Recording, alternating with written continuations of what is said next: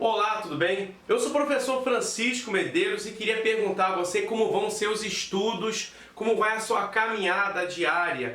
Na realidade, eu espero que você esteja lutando, buscando superar todos os obstáculos que possam aparecer.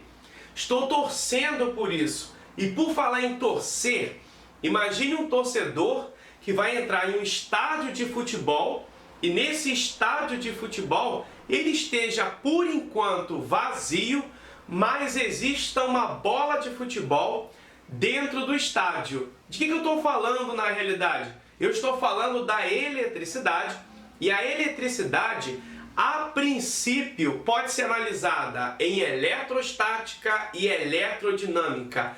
Eletrodinâmica seria o movimento do elétron. Eletrostática é imaginar circunstâncias em que, ainda que o elétron esteja em movimento, o corpo, a bateria, materiais elétricos mantenham-se com energia estática, parada.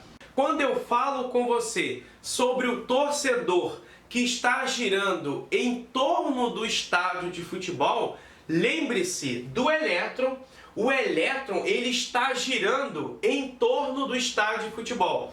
E dentro do estádio de futebol existe uma bola de futebol, e dentro dessa bola de futebol existem dois elementos, que seria o próton e o nêutron. Vale generalizar a seguinte circunstância: o próton é carga positiva, carga mais. O elétron é carga negativa, carga menos. E o nêutron, que está lá dentro da bola de futebol, é carga zero, é carga nula. E quando a gente pensa na diferença entre atração e afastamento, que é a repulsão, a aproximação acontece quando o próton e o elétron se aproximam. E a repulsão é quando eu tenho cargas de sinais iguais. Próton positivo perto de próton positivo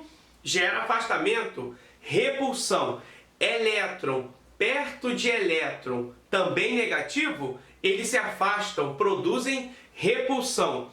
O nêutron, ainda que esteja lá dentro da bola de futebol, o nêutron não vai participar a princípio da análise do estudo de eletricidade.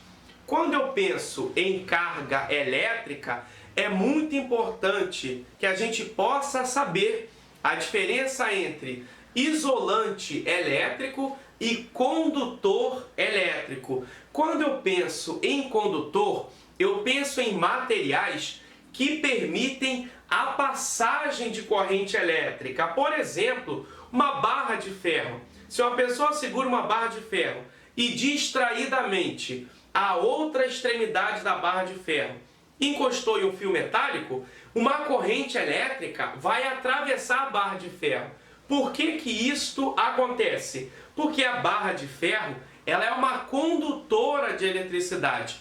Entra, portanto, no time de condutores. E quando se pensa em isolantes elétricos, pense em materiais como a borracha, como a madeira, por exemplo. Se você segura uma madeira seca, a outra extremidade estivesse encostado naquele mesmo fio que havia emitido uma corrente elétrica por uma barra de ferro, a madeira ela inibe a passagem de corrente elétrica. São os isolantes. Agora, quando a gente pensa em condutores de eletricidade, é importante entender que o material, por ser condutor, ele pode ser positivo ou ele pode ser negativo. Positivo se houver maioria de prótons. O material é positivo porque possui mais prótons do que elétrons.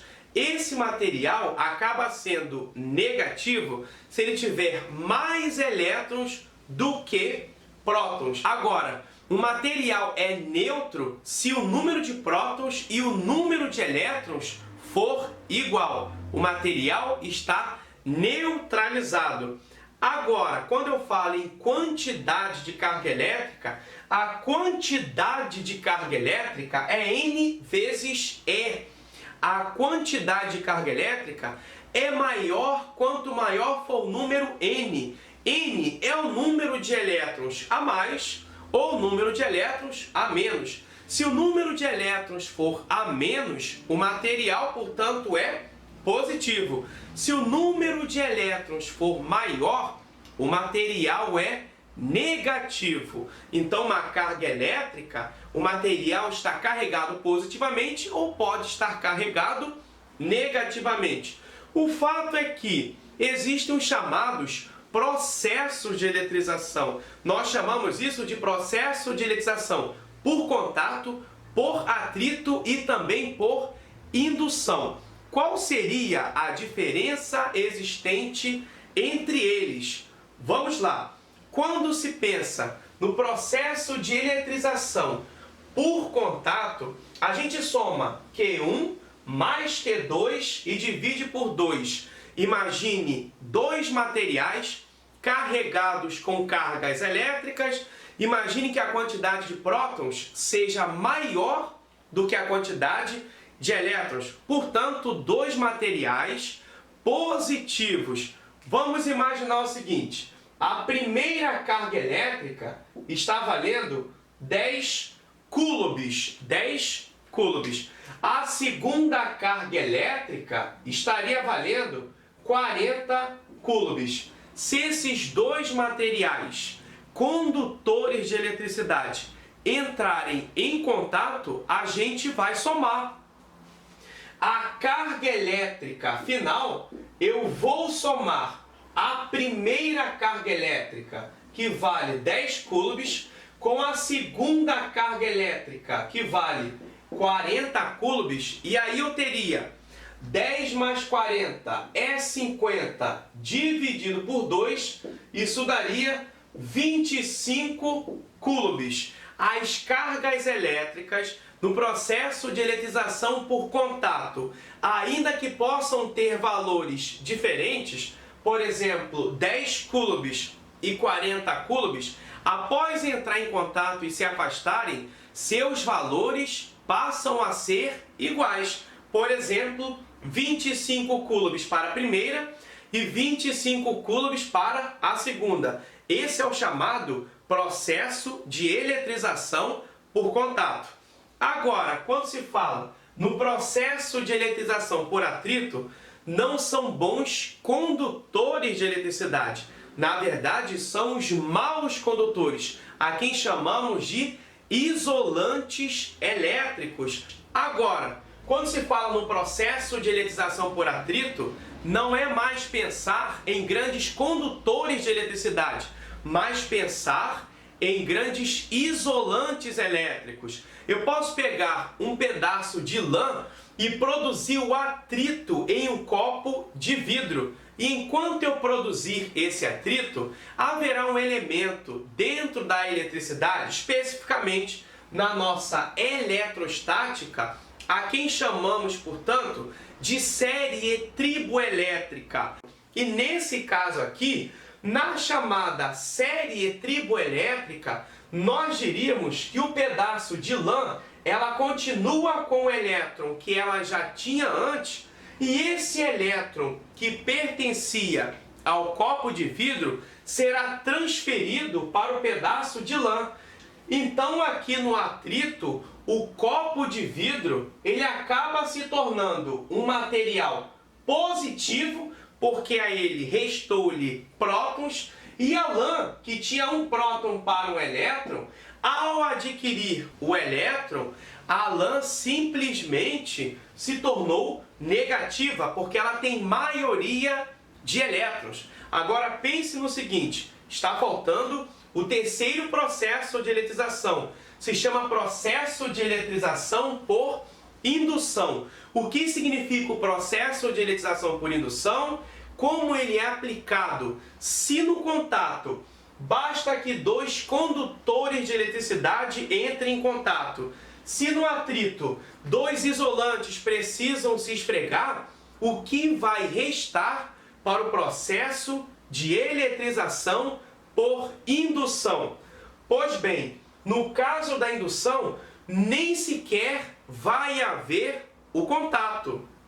Aí você pensa, mas professor, peraí, como é que eu vou dizer que um corpo está carregado eletricamente se nem sequer haverá o contato com ele? Aí eu respondo para você o seguinte: é muito comum no seu cotidiano, cair em provas, cair em concursos públicos, a seguinte informação: imagine que uma televisão ficou ligada durante várias horas. Uma pessoa aproximou o seu braço da televisão sem que houvesse o contato. E aí, os pelos do braço dessa pessoa ficaram arrepiados, dando a óbvia percepção de que a televisão estava carregada sem que a televisão e a própria pessoa estivessem entrado em contato.